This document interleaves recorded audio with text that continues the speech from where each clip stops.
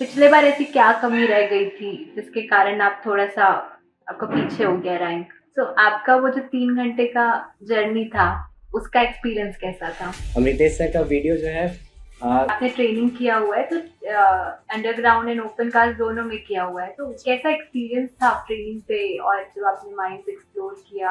आपने क्या strategy follow की? कैसे आपने एनालिसिस किया एग्जाम पैटर्न को? उसके साथ-साथ आपने कोई बेसिक बुक्स भी कुछ स्टैंडर्ड बुक्स फॉलो किए थे सब्जेक्ट वाइज़ जो आप स्टूडेंट्स को बताना चाहें? मॉक्स जो कोचिंग जो है सच माइनिंग ज्ञान जो प्रोवाइड करती है, तो वो किस एक्सटेंट तक हेल्पफुल रहता है आपको? तो आपको क्या लगता है कि कोचिंग मेंटरशिप और गाइडेंस प्रोवाइड कर सकते हैं और वो कितना हेल्पफुल रहता है? Hello everyone and welcome yes back ma'am. to the Mining Gyan, India's most affordable and trusted coaching for gate mining. And today we have Mr. Yes, Rohan ma'am. Raj with us, who have secured All India rank 78 in GATE 2025 examination. And so we are going to hear Rohan's success story today. So welcome Rohan and a big congratulations to you and your family also. Thank you, ma'am. Thank you so much. And a very good afternoon to you and all the viewers who are watching this video. Okay, thank you Rohan. So Rohan, सबसे पहले आप सबको अपना introduction दीजिए। Good afternoon, everyone. Myself, Rohan Raj. I am a final year student at VIT Sindri Dhanbad and I have secured an All India rank in GATE Mining Examination 2025 and also I had scored 313 rank in GATE 2024 examination and I am mining a student. From past 2 years, I have joined the course in the starting of third year and I have continued to learn it in the last 2 years. So I would like to thank the Mining Yarn team for their continuous support and have the best study material and courses and also the test series. It has helped me a lot and I want to thank my parents for their constant support and my elder sister also, and thank you everyone. Thank you Rohan. And जैसा कि आपने बताया कि अभी आप final year student हैं, Yes, तो ma'am. क्या आप अभी प्लेस्ड हैं ऑलरेडी कहीं पर? इंटर्नशिप वगैरह कुछ कर रहे हैं? Yes, ma'am. I'm placed currently campus placement in our college at Vedanta Limited. That is a mining company, and Okay. recently in 10th of March I have got placed. Means it's so late, and the placement season was started from November itself. And in the same time, and after Okay. 9 days, the gate result also have come, and that also I have secured a good rank. Okay, so I must say March जो महीना था वो आपके लिए बहुत ही अच्छा था, Yes, right? ma'am. अभी आप फाइनल ईयर स्टूडेंट हैं बट ऑलरेडी आप अब वेदांता में प्लेस्ड हैं Yes, और ma'am. गेट में आपने इतना अच्छा रैंक अचीव किया है, सो कैसा लग रहा है आपको? कैसा फील हो रहा है अब? बहुत अच्छा लग रहा है मैम। जैसे बहुत सा टाइम से वेट कर रहे थे, पेशेंट थे और घर वाले भी बोल रहे थे कि टेंशन मत लो, पेशेंट रहो, हो जाएगा एंड लास्ट में हो गया तो सब अच्छा ही हुआ। जी।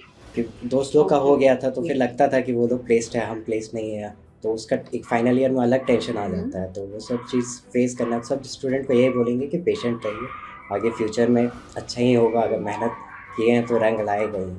बिल्कुल, after all everything takes time, वो राइट टाइम पे ही होता है सारी चीजें। Yes, ma'am. ओके, सो रोहन, जैसे कि आपने बताया आप लास्ट ईयर भी अपियर हुए थे एंड 313 रैंक था आपका और फिर इस ईयर 78 रैंक, Yes, तो ma'am. बहुत एक अच्छा इम्प्रूवमेंट रहा आपके स्कोर में।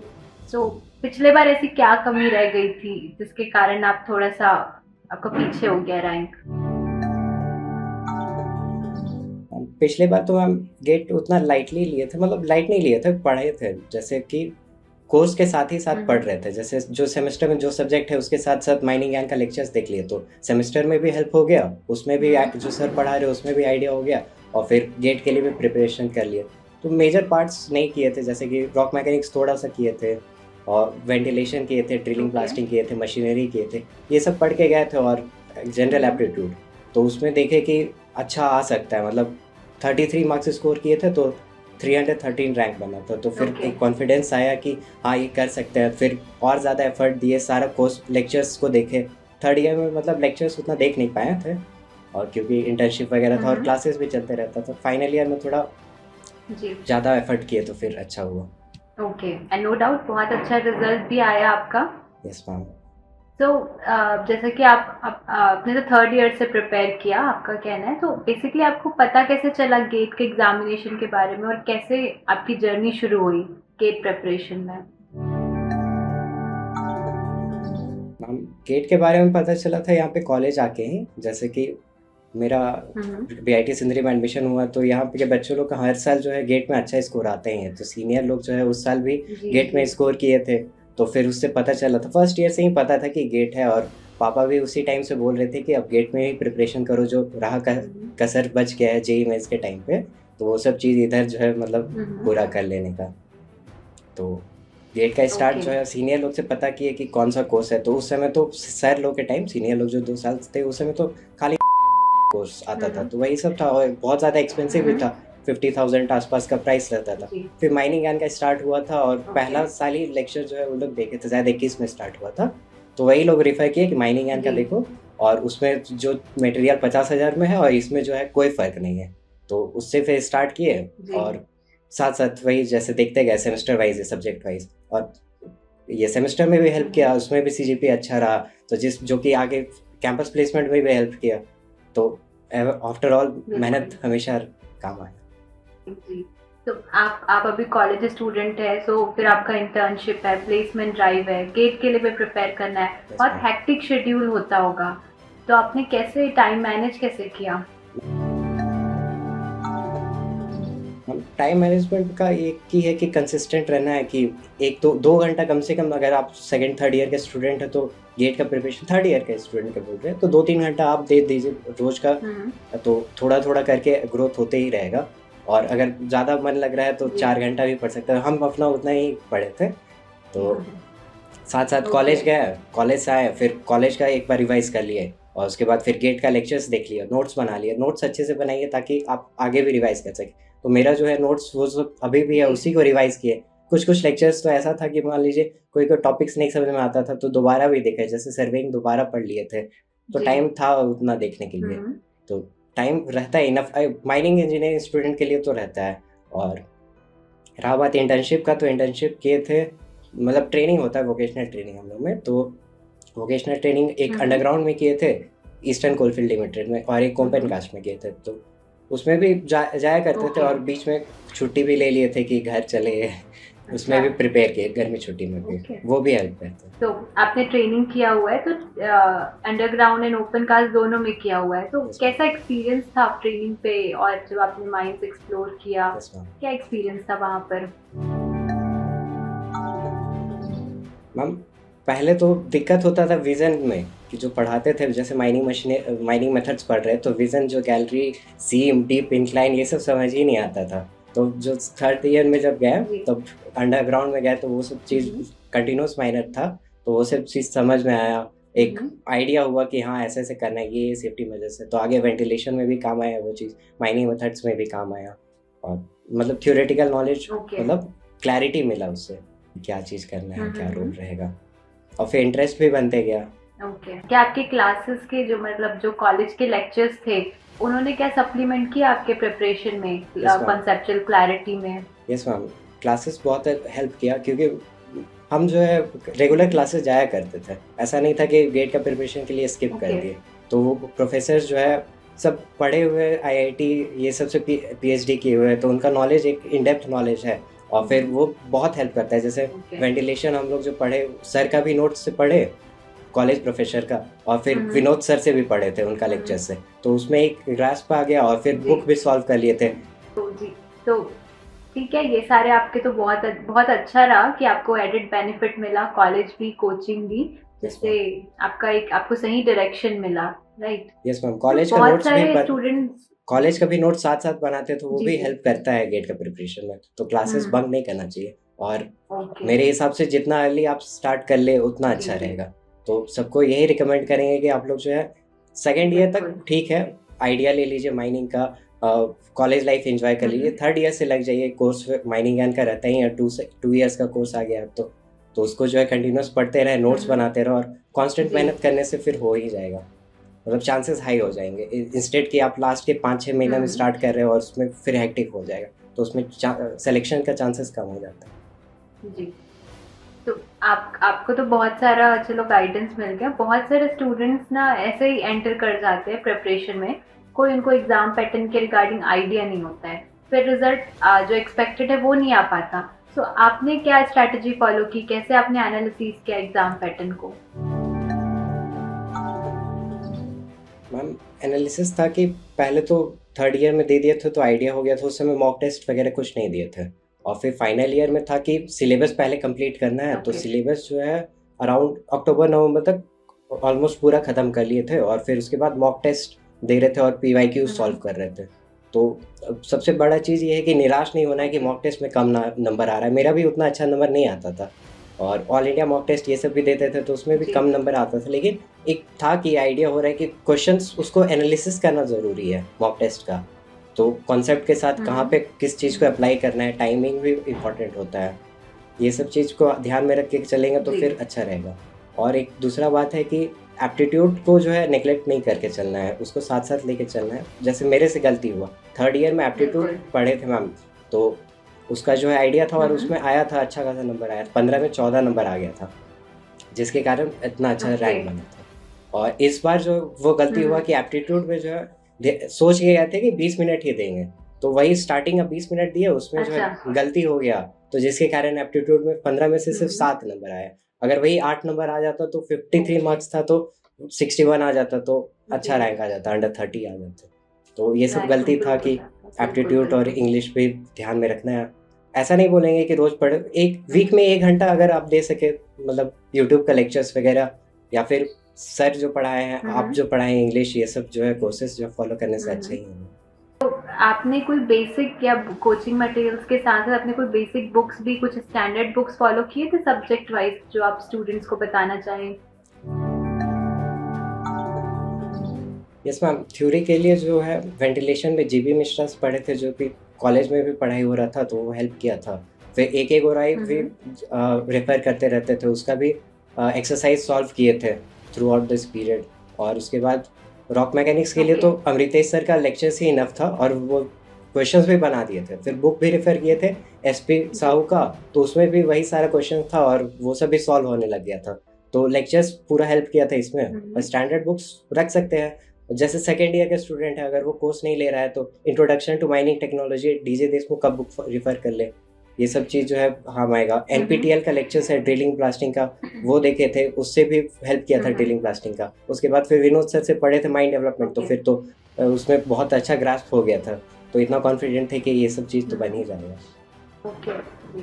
और आपने मॉक्स दिए जैसा कि आपने कहा, तो जैसे मॉक्स जो कोचिंग जो है सच माइनिंग ज्ञान जो प्रोवाइड करती है, तो वो किस एक्सटेंट तक हेल्पफुल रहता है आपको मेन एग्जाम के लिए रेडी करने के लिए? Yes ma'am, quality of questions देखे या फिर नंबर ऑफ क्वेश्चंस देखे इसके टर्म्स में?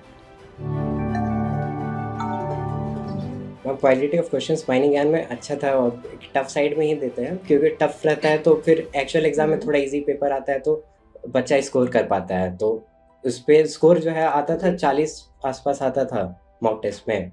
और फिर क्वेश्चंस का लेवल अच्छा था, और बहुत सारा ऐसा क्वेश्चंस भी था जो कि गेट में भी आया था, वो हेल्प किया था। उससे कॉन्सेप्ट क्लैरिटी हो गया, नंबर ऑफ डेज निकालना हुआ, माइनिंग मेथड्स का क्वेश्चन हुआ, तो वो सब जो है नोट्स के साथ साथ रेफर करते जाएंगे, और कुछ कुछ भूलते जाइएगा, कुछ कुछ कॉन्सेप्ट्स तो भी जो है मॉक टेस्ट के थ्रू याद दिलाते रहेगा कि हाँ ये चीज़ तुम भूल रहे हो, इसमें तुम्हारा लैगिंग है। तो ये सब चीज़ एनालिसिस बहुत ज़रूरी है मॉक टेस्ट का। और फिर है कि यही चीज़ है कि बहुत लोग होते हैं कि अच्छा आ रहा है मॉक टेस्ट पे, तो उस पर जो है मतलब कॉन्फिडेंट हो जाते हैं। तो ये भी नहीं करना है कि कॉन्फिडेंट हो गए और फिर एक्चुअल एग्जाम में गलती कर ली, और फिर निराश होके भी एकदम डिसअपॉइंट हो गया, पता चला बनने लायक क्वेश्चन भी छूट गया। तो ये सब चीज़ को ध्यान में रखना है, और फिर टाइम मैनेजमेंट सिखाना है कि जैसे कि ज़्यादातर 2.5 आवर्स में करने का कोशिश करते थे और रिवाइज करने का, लेकिन वही फिर एक्चुअल एग्जाम में नहीं हो पाया मैम। तो क्योंकि थोड़ा नर्वस हो गए थे, तो वही चीज़ बोलेंगे कि नर्वस नहीं होने, क्योंकि हम अभी अब देखते हैं तो वापस कि हाँ ये क्वेश्चन बन सकता था, तो ये चीज़ गिल्ट में रह जाता है हमेशा। तो आप लोग को गिल्ट नहीं हो, बच्चा लोग जो देख रहे हैं, तो इसीलिए बोलेंगे कि एनालिसिस ज़रूरी है। और रिवीजन के लिए एग्जाम में भी 20 से 30 मिनट रखने का, कि बाद में जो है वापस आके चेक कर सके हाँ ये चीज़ गलत नहीं हुआ है, कुछ कॉन्सेप्ट लैग तो नहीं कर रहे हैं सब। और फिर मॉक टेस्ट में कैलकुलेटर भी ज़रूरी है, वो भी चलाने में दिक्कत होता था कि माउस लैग कर जा रहा है, बिल्कुल, स्लिप बिल्कुल। कर जा रहा है। तो थर्ड ईयर में हम हुँ। गए थे, कैलकुलेटर का प्रैक्टिस नहीं था, पर आधा घंटा तक हमको पता ही नहीं चला कि कैलकुलेटर करते कैसे हैं। लॉग कर रहे हैं तो लॉग 0 आ जा रहा है। ओके।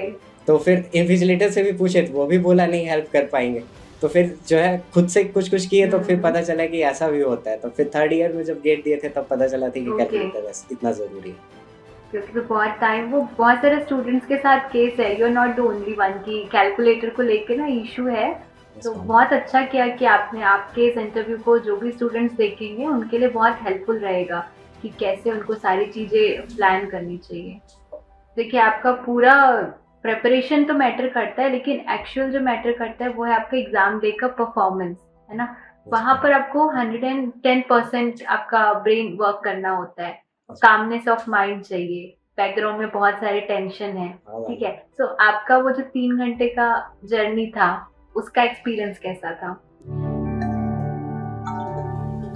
हम कुछ ज़्यादा ही नर्वस हो गए थे।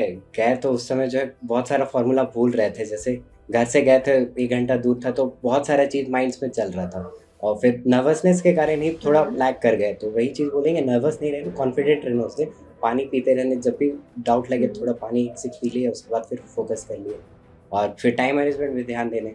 और ऐसा नहीं है कि कोई क्वेश्चन ज़्यादा टाइम दे रहा है तो उसको स्किप कर देने का। मतलब ईगो पे नहीं लेना चाहिए कि हुँ। हाँ, ये वाला क्वेश्चन जो है बन रहा है, मेरे से कैसे नहीं बनेगा? थोड़ा लेंदी हो सकता है, कुछ चेंजेस हो सकता है, हुँ। तो उसपे गलती आता है कि आंसर जो है रेंज में नहीं आ रहा है, एमसीक्यू में है, आंसर कुछ और है, आ कुछ और रहा है, तो उसपे स्किप कर देना चाहिए, वो बेटर रहेगा। तो वही सारा चीज़ गलती आगे नहीं जी। दोहरानी चाहिए किसी को और नर्वस नहीं रहें, कॉन्फिडेंट रहें हुँ। और फिर जो क्वेश्चन स्किप करने का वो कर ले और जो उसपे कॉन्फिडेंट मैम वही था मॉक टेस्ट में ही सिखाए थे और हुँ। सर लोग भी वीडियो जो बनाते थे, अमृतेश सर, विनोद सर यही बोलते थे हुँ। कि एक गो में पेपर करने का, कि इज़ी बना लिए वो सब चीज़ नहीं छूटे, फिर अगला अटेम्प्ट दिए तो कुछ-कुछ हार्ड टाइम टेकिंग करने का और फिर लास्ट का जो क्वेश्चन बचेगा वो तो बोनस है। जो अगर बनते गया तो फिर बोनस मार्क्स ऐड होते गया। तो ये सब चीज़ ध्यान एग्ज़ैक्टली। ये तो ठीक है कि हर स्टूडेंट का एक अपना तरीका होता है क्वेश्चन डील करने का, बट फिर भी मैं इन जनरल बात करूँ तो हर क्वेश्चंस में कितना मैक्सिमम टाइम अलॉट करना चाहिए स्टूडेंट्स को एग्ज़ाम में? मैम 2 मिनट इज़ इनफ किसी भी क्वेश्चंस में और अगर वो 1 नंबर का है 3 या हुँ। साढ़े 3 मिनट अगर 2 नंबर का क्वेश्चन है न्यूमेरिकल वाला, उससे ज़्यादा टाइम नहीं देना चाहिए। ओके। और जैसे कि एमएसडब्ल्यू में नेगेटिव मार्किंग नहीं होता है, यस तो मैम। क्या वो पूरा कवर कर लेना चाहिए या फिर उसमें भी वो रहता है कि उसमें आपकी क्या स्ट्रैटेजी थी? मैम मल्टी सेलेक्ट क्वेश्चन तो पहली बार आया था तो एक्सपेक्ट नहीं था और उसमें जो है 2 ओके। ही ऑप्शन को सेलेक्ट किए ओके। थे तो 3 आंसर सही था। तो वो गलती हुआ तो हुँ, हुँ। हम मार्क कर दिए थे फिर भी तब भी, पर नेगेटिव नहीं था इसीलिए। ओके, इसीलिए बट न्यूमेरिकल्स में भी अगर टाइम जी, बचा जी। हुआ है तो न्यूमेरिकल्स अटेम्प्ट कर सकते हैं। हो सकता है कि 1-2 नंबर जो है आगे हुँ। बढ़ेगा तो वो रैंक को बूस्ट करेगा। ओके। तो अगर आपने लास्ट ईयर के अटेम्प्ट से फिर ये वाले अटेम्प्ट में आप जब शिफ्ट हुए तो क्या आपने कुछ ऐसा डिसाइड किया था कि मिनिमम नंबर ऑफ क्वेश्चंस आपको कितने अटेम्प्ट करने हैं? यस मैम मिनिमम एस्टिमेट लेके चले थे कि 40 से 50 नंबर तक आ जाना चाहिए क्योंकि पिछले बार तक तो टफ था पेपर तो उतना में अंडर 100 रैंक आ जाता था। तो उस हिसाब से था कि 40 क्वेश्चन तक हुँ। जाना है कि उतना टच कर पाए मार्क्स को और नेगेटिव को कम से कम रखना है। तो इस बार का क्वेश्चन के हिसाब से ओके। था कि 45 शायद 45 या 47 क्वेश्चंस अटेम्प्ट किए थे। ओके, बहुत बहुत अच्छा नंबर है, नंबर ऑफ अटेम्प्ट है। Yes ma'am. जी। तो अगर आपके रीजनिंग में थोड़े से रीजनिंग में आपके सही होते तो काफ़ी रैंक इम्प्रूव हो जाता यस मैम। आपका। ये जैसे एक ना आजकल डाउट चलता है, आजकल नहीं बहुत टाइम से एक मिथ है या कंफ्यूजन कह ले कि सेल्फ स्टडी करे या कोचिंग ज्वाइन करना सही रहेगा, तो एक चलते रहता है ना बैकग्राउंड में। यस तो मैम। बट कहीं ना कहीं प्रॉपर गाइडेंस तो ज़रूरी है ना? Yes ma'am. तो आपको क्या लगता है कि कोचिंग मेंटरशिप और गाइडेंस प्रोवाइड कर सकते हैं और वो कितना हेल्पफुल रहता है? कोचिंग बहुत ज़रूरी है। सेल्फ प्रिपरेशन में हो सकता है सेल्फ डाउट रहेगा, एक ये आइडिया नहीं लगेगा कि कितना प्रोग्रेस हो रहा है। कोचिंग लेना ज़रूरी इसलिए है कि हुँ। साथ-साथ जो है सर लोग कवर करते जाएँगे, नोट्स प्रॉपर एक मिलेगा, आपको 2-3 जगह से नोट्स नहीं बनाना पड़ेगा, आपको बुक नहीं ढूँढना पड़ेगा कि थ्योरी में ढूँढ रहे हैं कि ये होता है, मशीनरी में बहुत सारा चीज़ है, सारा मशीन्स, इक्विपमेंट्स ये सब का फिर देखना में बहुत टाइम चल जाएगा। तो कोचिंग में एक सर लोग भी इतना मेहनत करके हुँ। लाए हैं हमारे पास फिनिश्ड प्रोडक्ट, तो वो चीज़ ज़्यादा हेल्पफुल रहेगा जी कि रेदर देन रॉ से हम लोग स्टार्ट करें। और फिर है कि मेरा ऐसा था कि कोचिंग में पीवाईक्यूज भी मतलब हम थे कि पीवाईक्यूज जैसे खुद से सॉल्व करने बैठ रहे हैं तो थोड़ा टाइम टेकिंग लगता था। तो कोचिंग लेक्चर स्टार्ट कर लिए, जो पीवाई के सॉल्यूशन है, सर मतलब लेक्चर वहाँ क्वेश्चन था उसको एक बार ट्राई किए, बना ठीक है, नहीं बना तो फिर देख लिए सॉल्यूशन क्या है और फिर सर का मेथड देख लिए क्या है, तो उससे फिर बहुत हेल्प कर देगा। सारे क्वेश्चन प्रैक्टिस में भी और थ्योरी में भी बहुत ज़्यादा हेल्पफुल रहेगा। कुछ गलत चीज़ नहीं पढ़ लेना चाहिए, जैसे कि बहुत सारा चीज़ में एरर है, बहुत सारा बुक्स में भी एरर हो सकता है डेटा को लेके, फिगर को लेके, तो वो सब चीज़ अवॉइड होगा। और सेल्फ प्रिपरेशन करने का मतलब इसलिए नहीं बोलेंगे क्योंकि इतना अच्छा तो है, अफोर्डेबल प्राइस में माइनिंग एंड का लेक्चर्स है और इतना अच्छा कांस्टेंट सपोर्ट है और रिजल्ट भी बताता है हर साल, तो इतना अच्छा रिजल्ट आ ही रहा है, तो फिर माइनिंग एंड का हमेशा सजेस्ट करेंगे किसी बैंक का। अपने जूनियर लोग भी यही बोलते हैं कि कोर्स ले लो, अभी 3rd ईयर में हो, 2 साल का, और उसके बाद फिर पढ़ते रहो। वीआईटी के बहुत सारे स्टूडेंट्स हैं माइनिंग ज्ञान में, 3 साल से हैं। ओके। और अभी क्या बोलते हैं, रैंकर्स भी देखे तो पीआईटी से बहुत सारे हैं रैंकर्स, लास्ट ईयर भी, इस ईयर्स भी। यस मैम, पिछले साल 3rd रैंक था, इस बार 4th रैंक था, और फिर 3rd ईयर का भी स्टूडेंट 38 रैंक लेके आया है, तो अच्छा सब कुछ कर सकते हैं। फाइनल ईयर में तो और अच्छा करेगा, वही सबको बोलेंगे कि अच्छा करें। जी जी। इम्प्रूवमेंट 3rd ईयर से एक टेस्ट हो जाता है, फिर फाइनल ईयर में इम्प्रूवमेंट है, क्योंकि उससे से फिर आप ज्वाइन करेंगे पीएससी। तो जैसा कि आप ऑलरेडी प्लेस्ड हैं, प्लेसमेंट हो चुका है वेदांता लिमिटेड में, तो क्या प्लेसमेंट ड्राइव का क्या सिनेरियो रहता है, क्या प्रोसेस रहता है उसका? यस मैम, तो प्लेसमेंट ड्राइव मैम स्टार्ट होता है कि अब आपका अक्टूबर नवंबर आसपास से स्टार्ट होगा, और ज़्यादा चांसेस है कि गेट का प्रिपरेशन के टाइम आसपास जो है कंपनीज आते रहेंगे, तो ये हैम्पर कर सकता है फाइनल ईयर स्टूडेंट्स को। तो उसके लिए पहले से जो है कोर्स कंप्लीशन ज़रूरी है कि नवंबर तक में, कि 2-3 दिन जो है इधर डिस्टर्ब भी होगा तो हैम्पर नहीं करेगा, क्योंकि वीक्स तक जा सकता है। तो हमारे कॉलेज में है कि कंपनीज आते हैं और मैम एक आदमी एक ही प्लेसमेंट ले सकता है, तो जो है ये नवंबर से स्टार्ट हुआ था, और फिर मैम शुरू का कुछ कंपनीज में बैठे नहीं थे, और फिर लास्ट में फिर इधर जिंदल पावर में बैठे थे, और मतलब अपीयर हुए थे, जिंदल पावर का इंटरव्यू दिए थे, तो उसमें नहीं हुआ था। और फिर अभी हाल फिलहाल में मैम वेदांता का बैठे थे, इंटरव्यू हुआ था 5 मार्च को, और फिर 10 मार्च को फिर रिजल्ट आया था। तो फर्स्ट राउंड होता है कि एप्टीट्यूड वाला रहता है, और फिर माइनिंग का क्वेश्चंस रहता है, और उसके बाद सेकेंड राउंड में जीडी था, ग्रुप डिस्कशंस, और फिर थर्ड राउंड में personal interview. Okay okay. Yes ma'am. जी, तो अगर कोई अपीयर होना चाहेगा तो उसके लिए एक आपका जो भी आपने प्रोसेस बताया वो हेल्पफुल रहेगा। Yes ma'am, most of the colleges में जी। ओके। तो थ्रू आउट द प्रिपरेशन, जैसे कि आप अभी हॉस्टल में हैं, फैमिली से दूर है, तो कहीं ना कहीं होते हैं कुछ लो फेजेस होते हैं या कुछ चैलेंजेस आते हैं, तो क्या आपने क्या डिफिकल्टीज और चैलेंजेस फेस किए अपने प्रिपरेशन में? चैलेंजेस वैसा नहीं था शुरू में, जैसे फर्स्ट ईयर में आए थे तो मन नहीं लगता था, तो फैमिली का हमेशा सपोर्ट रहता था। सुबह मम्मी उठा भी लेती थी क्योंकि लेट में उठते थे, और फिर रात में एक बार है कि घर से बात कर लिए तो एक रिलीफ मिल जाता था। और ज़्यादा दूर भी नहीं है, रांची है धनबाद से, 4-5 घंटा में चल भी जाते थे, छुट्टी मिलता था, तो मतलब कुछ भी 2-3 दिन का छुट्टी है तो घर चले गए, घर से आ गए। घर का खाना, हॉस्टल का मेस तो उतना अच्छा रहता ही नहीं है, तो वो सब था। और उसके बाद फिर दोस्त अच्छे मिले कॉलेज लाइफ में, जैसे फर्स्ट ईयर में थे तो हम लोग 3 रूममेट थे, उससे दोस्ती था, और फिर बाकी फिर दोस्त बनते गए, तो एक ग्रुप सर्कल बनते गया, और फिर वो लोग हमेशा हेल्प करते रहते थे। जैसे कि एग्ज़ाम है तो ग्रुप स्टडी कर लिए, मटेरियल बता दे रहे हैं, कि एक एंसन से पहले रात भर में मतलब ग्रुप स्टडी करके हम लोग एक दूसरे को समझा रहे कि ये क्वेश्चन ऐसे ऐसे होता है, तो ये सब चीज़ हेल्प करता है। फिर दोस्ती बहुत ज़रूरी होता है कि मतलब एक लो फेजेस में भी हेल्प करता है, और फिर फैमिली का सपोर्ट तो हमेशा था ही, और वो सब हमेशा हेल्प किया।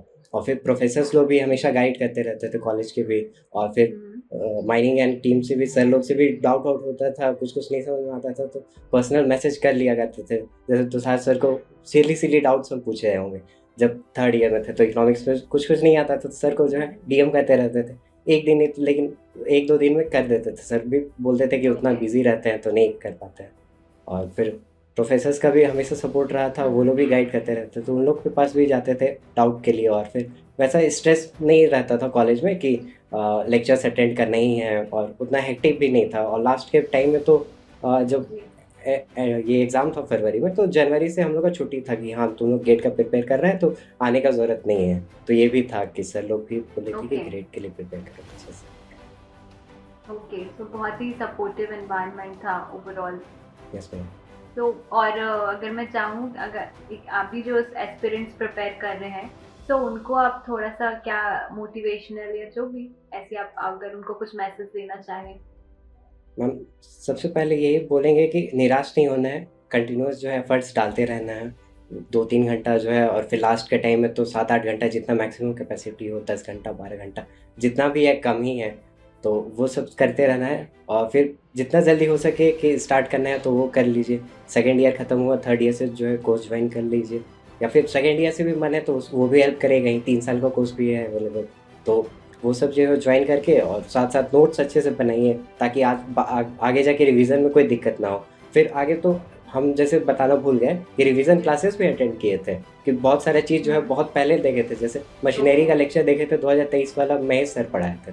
तो वो जो है फिर कुछ-कुछ कॉन्सेप्ट्स हुँ, भूलते जा रहे थे। तो फिर रिवीजन लेक्चर देखे तुषार सर वाला, फिर वो सारा चीज़ कॉन्सेप्ट जो है एक ब्रश अप हो गया और फिर उसके बाद फिर मॉक टेस्ट देने गए। और फिर जो जो लोगों का नहीं हुआ है, मान लीजिए इस साल नहीं हुआ है, कोई दिक्कत नहीं है, 1 साल का तैयारी हुँ, इज़ इनफ। मतलब अब तो लगभग सब चीज़ कंप्लीट हो गया है। आप चाहे तो कोर्स वापस से देख सकते हैं, रिवीजन कोर्सेज़ भी ले सकते हैं, वो हेल्प करेगा और फिर मॉक टेस्ट देते हुए करने से अच्छा ही होगा। जैसे बहुत लोग का है कि मतलब बहुत अच्छा बच्चा है और फिर नहीं कर पाया, तो वो 3 घंटा के एग्ज़ाम में जो है हो जाता है। तो खुद को जो है दूसरा मौका देना चाहिए। ऐसा नहीं होना चाहिए कि आई एम अ फेलियर, वो थॉट नहीं आना चाहिए कि निराश हो गया, अब मेरे से नहीं होगा। जहाँ है कुछ छोटा-मोटा जो है जॉब कर रहे हैं, तो उसी में रहेंगे। आगे प्रिपेयर करने का सोचेंगे भी नहीं, या फिर नहीं, मतलब होता है ना, एक डर बैठ जाता है। तो वो जो है उसको, डर को ओवरकम करना है, यही गेट का मकसद ही है। एप्टीट्यूड चेक कर रहा है और फिर मेहनत करने से फल तो मिलेगा ही। थोड़ा डिले हो सकता है लेकिन एंड में जो है सक्सेस मिलेगी।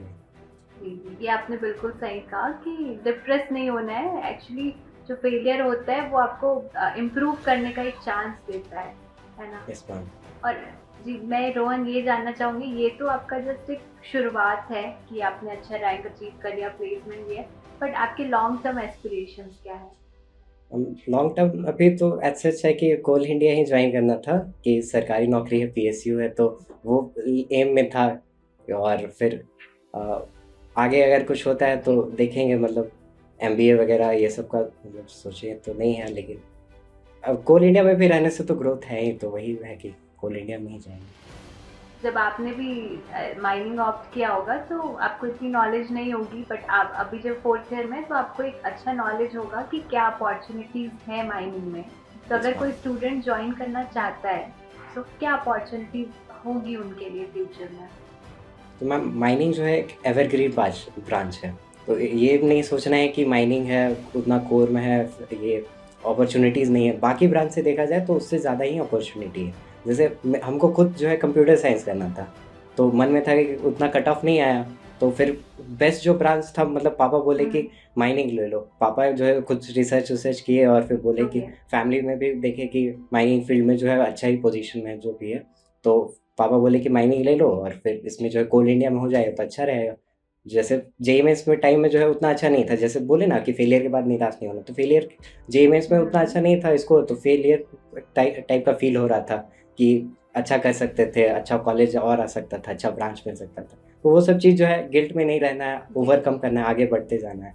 तो माइनिंग में है कि आप जो है हुँ, 4 साल डिग्री कर लिए, तो उसके बाद कैंपस प्लेसमेंट आएगा, उसमें बैठना है। तो एक चीज़ होगा, तो कैंपस प्लेसमेंट रहेगा तो एक जॉब सिक्योर रहेगा। अपने कॉलेज में खुद आएगा कंपनी बिल्कुल। और आपको लेके जाएगा ही। तो हुँ, हुँ, उसका फिर उसके बाद है कि गेट का प्रिपरेशन साथ-साथ करते चलना है, कि अगर फाइनल ईयर में हो गया तो अच्छा है, नहीं तो जॉब के साथ-साथ ही 1-2 साल में जो है गेट अपीयर करते रहेंगे, जब तक फिर मतलब वैकेंसी तो हुँ, आएगा ही हर साल। तो उसमें भी हो जाता है तो फिर जी। छोड़ के जो है कोल इंडिया जो है जा सकते हैं। या फिर अगर गेट जो है क्वालीफाई कर लेते हैं तो फिर एमटेक में भी अच्छा अपॉर्च्युनिटीज़ है। प्रोफ़ेसर भी ये लाइफ़ बहुत अच्छा होता है। सर लोग का तो मतलब सर लोग तो हम लोग जो है प्रोफ़ेसर्स लोग बहुत सारे ऐसे हैं जो कि कोल इंडिया ये सब छोड़ के आए हुए हैं। क्योंकि उसमें था कि थोड़ा हेक्टिक हो जाता था, डस्ट-वस्ट ये सब से भी एलर्जी हो गया था, बता रहे थे। तो फिर जो है इधर प्रोफ़ेसर वाला एमटेक किए हुए थे, तो इधर प्रोफ़ेसर वाला निकला तो फिर प्रोफ़ेसर में हो गया। बहुत सारे अपॉर्च्युनिटीज़ हैं और अगर इसके बाद भी अगर कोडिंग में जाना चाहते हो तो वो भी कर सकते हो, कि कोडिंग करके जो है टेक कंपनी में जा सकते हैं, वो भी खुला हुआ है। ऐसा नहीं है कि बहुत सारे बच्चे होते हैं कि कोडिंग में भी जाते हैं, कैंपस प्लेसमेंट ही आता है और वो ओपन फॉर ऑल ब्रांचेस होता है। तो thank you so much Rohan, बहुत अच्छा लगा आपसे बात करके और आपकी पूरी सक्सेस जर्नी बहुत ही इंस्पिरेशनल है, अपकमिंग एस्पिरेंट्स के लिए बहुत ही हेल्पफुल रहेगी। So congratulations once again and very proud of you and whole mining Gyan team is actually very proud of you.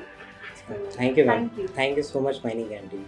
I want to personally thank each and every faculty members for their मतलब बहुत अच्छे से पढ़ाते हैं और concept clarity है, वही सब सारा क्वेश्चंस आता भी है। ऐसा नहीं है कि कुछ अलग चीज़ आ रहा है, अगर आ भी रहा है तो वो उतना मैटर नहीं करता है, कुछ तो नया क्वेश्चंस रहता ही है। और फिर एट लास्ट मम्मी पापा को बहुत थैंक यू बोलना चाहते हैं हमेशा कांस्टेंट सपोर्ट के लिए। मेरी बड़ी बहन भी है, वो भी हमेशा लगी रहती है कि पढ़ो पढ़ो, कि इंजीनियरिंग कर रहा था, एक जॉब लेके ही जाना। फिर फैमिली का भी हमेशा सपोर्ट रहा है कि अच्छा करते आया, अच्छा करेगा ही। मतलब स्कूल में भी अच्छे थे, मतलब कॉम्पिटिटिव में थोड़ा कम हो गया था, जैसे कि थ्योरेटिकल पेपर्स रहता है, जैसे कॉलेज के ही पेपर है तो एंड सेम वगैरह में अच्छा CGPA रहता था, बोर्ड्स में भी अच्छा परसेंटेज था 94 96 ट्वेल्थ में ऐसा। तो थोड़ा लैग किए थे कॉम्पिटिटिव एग्जाम्स में, तो ये चीज़ गेट में जो है ओवरकम कर लिए और फिर अच्छा रिजल्ट आया, तो फिर खुश है। I have seen your academic details, आप बहुत शुरुआत से ही आप बहुत ही एक पोटेंशियल स्टूडेंट हैं और जिस भी कंपनी में आप जाएंगे, लाइक अगर आप वेदांता PSU, तो वहाँ पर डेफिनेटली कंपनी के लिए बहुत ही हेल्पफुल रहेगा। एंड थैंक यू कि आपने माइनिंग ज्ञान पर इतना ट्रस्ट दिखाया, तो क्योंकि आपकी सफलता ही हमारी पहचान है। So thank you once again. Yes ma'am, constantly sir लोग लेक्चर्स लेते ही रहे, तो वो हमेशा हेल्प किया, लास्ट तक नहीं छोड़े। अमृतेश सर का वीडियो जो है ये गेट का एग्जाम से एक दिन पहले देख रहे थे, वो जो लाइव सेशन किए थे कि अगला दिन क्या करना है, वो जो लास्ट मोमेंट टिप्स भी काम आता है। Thank you so much ma'am, thank you everyone and all the best to all those aspirants in the future.